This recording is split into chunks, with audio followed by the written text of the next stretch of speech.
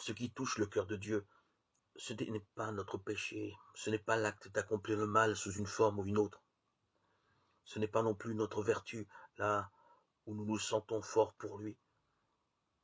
Ce qui bouleverse Dieu au plus profond de lui-même, c'est notre misère telle qu'elle est, et telle qu'il la voit bien au-delà de la conscience que nous en avons, en gémissement sur notre sort.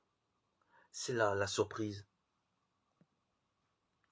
que nous réserve l'Évangile et que l'homme a tant de difficultés à accepter, lui qui, lorsqu'il est croyant, se sent capable de tant de choses pour Dieu, soit pour le servir, soit pour s'attirer ses bonnes grâces, soit pour exercer ses compétences pour une juste cause.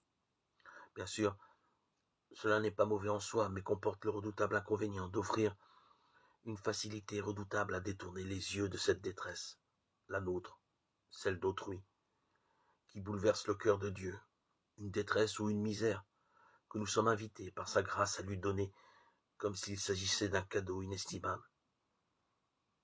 Nous refusons trop souvent ce cadeau qu'il convoite, pourtant d'une convoitise d'amour, pensant faussement qu'il préfère ou n'attend de nous que des œuvres bonnes.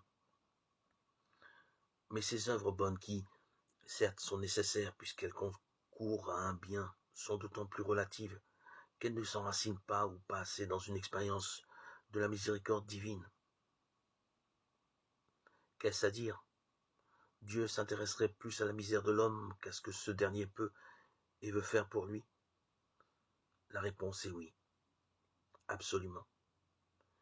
Et elle peut nous scandaliser si nous n'avons pas suffisamment pénétré cette miséricorde.